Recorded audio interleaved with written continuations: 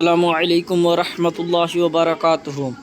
तो कल की वीडियो में हम लोग हिस्सा नस्र और हिस्सा नज्म दोनों पढ़ लिए थे। आज हम लोग हिस्सा गज़लियात से पढ़ेंगे। Class 10th Urdu VVI objective है। ये गज़लियात पूरा मुकम्मल पढ़ेंगे। 15 सवालात है। 15 से आप गिनिए, आपको 70-80 से ज़्यादा सवाल बता देंगे ऑप्शन के मुताबिक। देखिए किस तरह से बताया जाता है और इंशाअल्लाह ताला सब सवाल दुरुस्त और सही के साथ।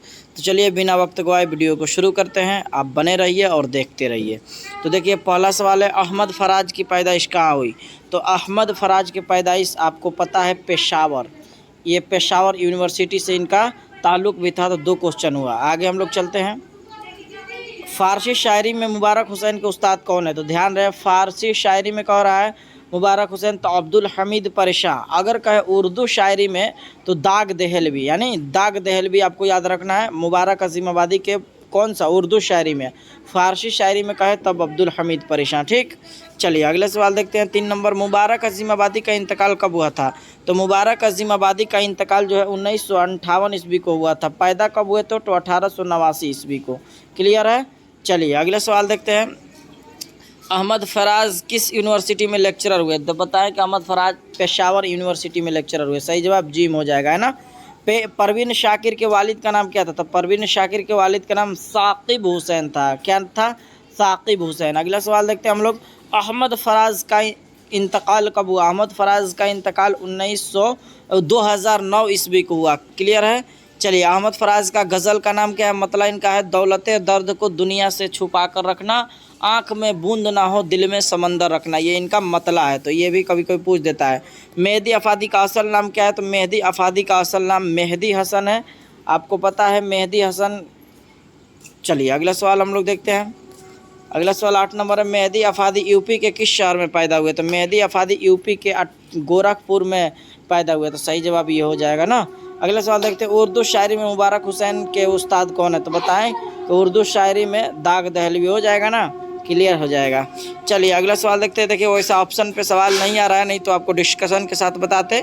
गज़ल अरबी के किस सिन्फ से माखोज है? तो गज़ल अरबी के किस सिन्फ से माखोज है? तो गज़ल अरबी के कसीदा सिन्फ से माखोज है। मरसिया किसे कहते हैं? तो किसी के मौत पर जो नज़म कही जाए उसे मरसिया कहा जाता है। मसनवी में 2-2 मिसरा किया जाए उसे मसनवी कहा जाता है। नज़म मोतियों के तरह पिरोना ये क्या कहलाता है? नज़म कहलाता है। जो डिस्कशन करने वाला आएगा हम खुद ही आपको बताते चलेंगे। अगला सवाल देखते हैं हम लोग। गज़ल के आखिरी शेर को क्या कहते हैं? गज़ल के आखिरी शेर को मक्ता कहते हैं। कैसे इसको पहचानेंगे? गज़ल के आखिरी, तो आखिरी में काफ आ रहा है, पहले तो आ रहा है, तो कहे गज़ल के पहले शेर, तो पहले शेर मतला। अगर आखिरी शेर कहे तो मक्ता हो जाएगा। क्लियर है। चलिए अगला सवाल देखते हैं। 12 नंबर, गज़ल के पहले शेर को क्या कहते हैं? तो पहले क्लियर कर दिए कि मतला कहते हैं। गज़ल के पहले शेर को मतला कहते हैं, आखिरी शेर को मक्ता कहते हैं। गज़ल से एक से ज़्यादा हो बीच वाला उसको हसन मतला कहते हैं, उसको हसन मतला कहते हैं। जिस गज़ल में रद्दीफ़ ना उस गज़ल को गैर मुरद्दफ़ कहते हैं। रद्दीफ़ किससे कहते हैं? तो जो गज़ल में बार बार आए उसे रद्दीफ़ कहा जाता है। जैसे दौलते दर्द को दुनिया से छुपा कर रखना, आँख में बूंद ना हो दिल में समंदर रखना। तो ये रखना जो आ रहा है एक बार बार, ये रद्दीफ़ है। ठीक, इससे पहले आने वाला काफ़िया कहते हैं। तो जी वही कह रहा है कि जिस गज़ल में रद्दीफ़ ना उस गज़ल को गैर मुरद्दफ़ कहते हैं। तो ये भी याद हो गया होगा। चलिए दक्कन के किस शायर के ज़रिए उर्दू गज़ल शुमाल में पहुंची? तो पता है वली दक्कनी सही जवाब हो जाएगा। ये एक बार और सवाल आया था और बताए भी थे कि इसको कैसे याद करना है, दक्कन से वली दक्कनी। क्लियर। चलिए हसन नईम की पैदाइश कहाँ हुई? तो हसन नईम की पैदाइश अजीमाबाद में हुई।